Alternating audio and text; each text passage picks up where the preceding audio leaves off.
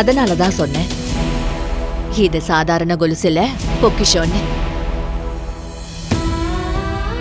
ஆமா மகா, இந்த ஒத்த கொலுச வச்சு அந்த பொண்ணு யாருன்னு எப்படியாவது நான் கண்டுபிடிச்சிருவேன்.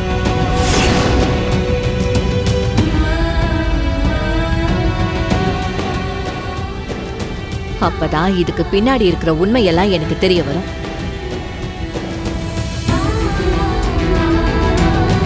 கடவுளே, இது என்ன புது பிரச்சனை? எனக்கே தெரியாம என்னெல்லாமோ நடந்திருக்கு. குருக்கள் மட்டும் அம்பிகா அம்மா கண்ணுல என்ன காட்டியிருந்தா என்ன ஆயிருக்கும்? திவ்யாக்காக்கும் அவருக்குமான கல்யாணம் நின்னு போயிருக்குமே. நினைச்சாலே நெஞ்ச வெடிச்சிரும் போல இருக்கு.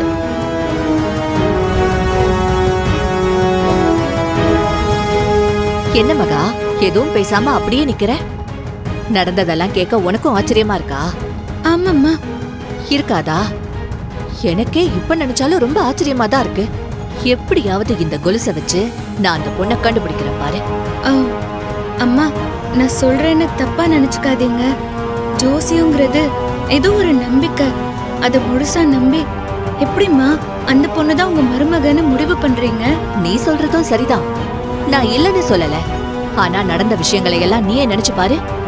யாரா இருந்தாலும் அத நம்பதானே செய்வாங்க. அவ வாயாலேயே உண்மையை தெரிஞ்சுக்கிட்டா இந்த குழப்பத்துக்கெல்லாம் ஒரு பதில் கிடைச்சிடும்ல. அந்த பொண்ணை நான் கண்டுபிடிச்சு அவகிட்ட கேக்குற வரை நான் இதை விடுறதா இல்ல.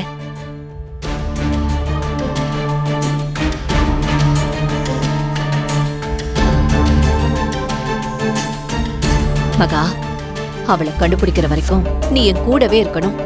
இருப்பல்ல? இருப்பேம்மா. அது போதும் மகா.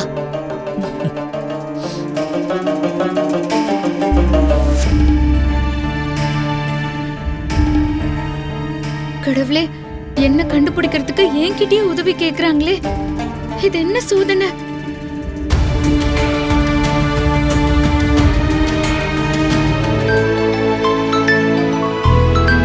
வசுந்தரா, போன் அடிக்குதுமா. வரேன். காஞ்சனா, ஹலோ, சொல்லுமா. என்னம்மா சொல்ற? வசுந்தரா, என்ன சொல்ற? என்னாச்சு? என்னங்க, காஞ்சனாவுக்கு திவ்யாவுக்கு பெரிய பிரச்சனையா? திவ்யா கோச்சுக்கிட்டு வீட்டை விட்டு வெளியில போயிட்டாளா? வீட்டை விட்டு கோச்சுக்கிட்டு போற அளவுக்கு அப்படி என்ன பிரச்சனை? தெரியலீங்க. எனக்கு ஒண்ணுமே புரியலையே. புரியுற மாதிரி சொல்லு. ஏங்க, அவ என்கிட்ட சொன்னதை தானே நான் உங்ககிட்ட சொல்ல முடியும். அவ முழுசா சொல்லி முடிக்கிறதுக்குள்ள நீங்க கேக்குறீங்க. காஞ்சனா, சொல்லுமா, என்ன பிரச்சனைன்னு தெளிவா சொல்லு.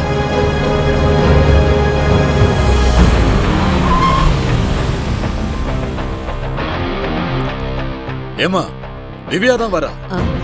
காஞ்சனா, திவ்யா இங்கதான் வந்திருக்கா. நான் உங்ககிட்ட அப்புறமா பேசுறேன்.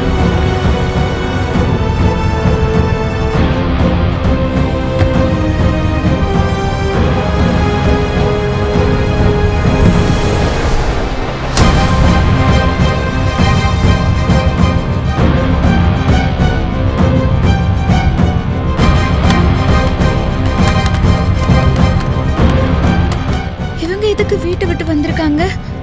ஒருவேளை என்னாலதான் பிரச்சனையா?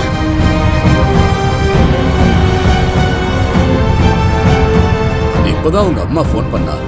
நீ அம்மா கிட்ட கோச்சுக்கிட்டு வீட்டை விட்டு வந்துட்டியாமே. அம்மா பொண்ணுக்குள்ள சண்டை வர்றது சகஜம்தான், இல்லேன்னு சொல்லல. அதுக்காக இப்படியே வீட்டை விட்டு வருவ? சின்ன சின்ன விஷயத்துக்கெல்லாம் இவ்வளவு கோவப்படக்கூடாதுமா. என்னது சின்ன விஷயம்? அவங்க என்ன பண்ணாங்கன்னு உங்களுக்கு தெரியுமா தெரியாதா?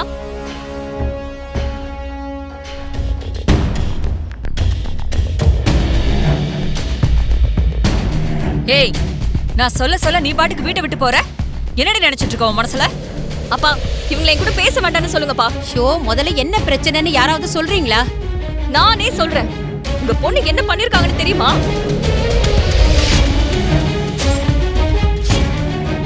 நம்ம யாருக்குமே தெரியாம மகாவை மிரட்டி ஃபாரினுக்கு அனுப்ப பாத்திருக்காங்க.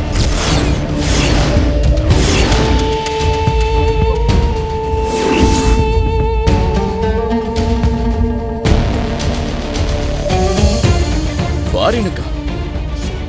எதுக்கு இவளை வெளிநாட்டுக்கு அனுப்பணும்? ஏன்னா இவ மேல அவங்களுக்கு அவ்வளவு வெறுப்பு. இவ இங்க இருக்கிறது அவங்களுக்கு பிடிக்கல அதான்.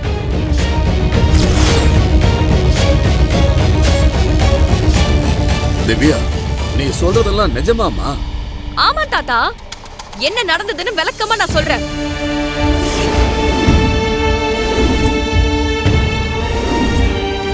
நானும் எத்தனை தடவையோ இவகிட்ட சொல்லி பார்த்துட்டேன். இவளுக்கு உரைக்கல, அதான் இப்படி பண்ண. எல்லாத்துக்கும் காரணம் இவதான். இவள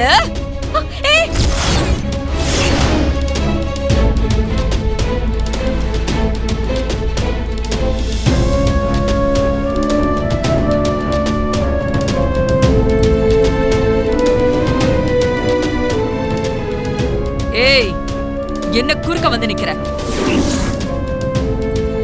தள்ளு. தள்ளுன்னு சொல்றல்ல.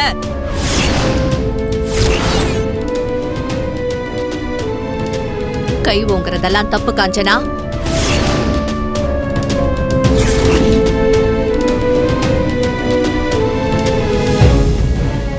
எனக்கே புத்தி சொல்றியா? தள்ளுனா அத்தை, திரு,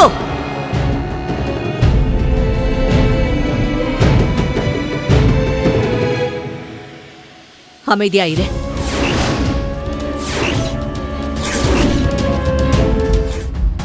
ஏய் மகா, நான் கேட்கும் போதெல்லாம் ஊருக்கு போறேன்னு நல்ல பூம்பு மாடு மாதிரி தலையாட்டிட்டு இருந்த. என்னடி காரியம் பண்ணி வச்சிருக்க? என்னைய இங்க பொண்ணை பிளாட் பண்ணி பிரிக்க பாக்குறியா? ஐயோ, நான் ஏமா அப்படியெல்லாம் நினைக்க போறேன்? நடிக்காதடி, நடிக்காத. காஞ்சனா, கொஞ்சம் பொறுமையா இரு. என்னங்க பொறுமையா இருக்க சொல்றீங்க? நடக்கிற எல்லாத்தையும் நீங்க பாத்துட்டு தானே இருக்கீங்க. போதும் நிறுத்து காஞ்சனா, போதும் நிறுத்து காஞ்சனா.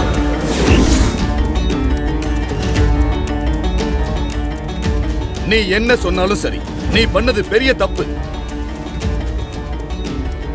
நீ மாறவே இல்லை, என்னைக்கும் நீ மாறவும் மாட்ட.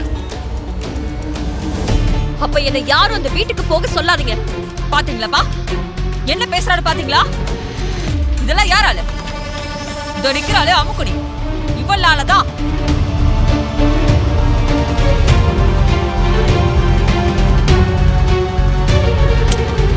சும்மா அவளையே குறை சொல்லாத காஞ்சனா.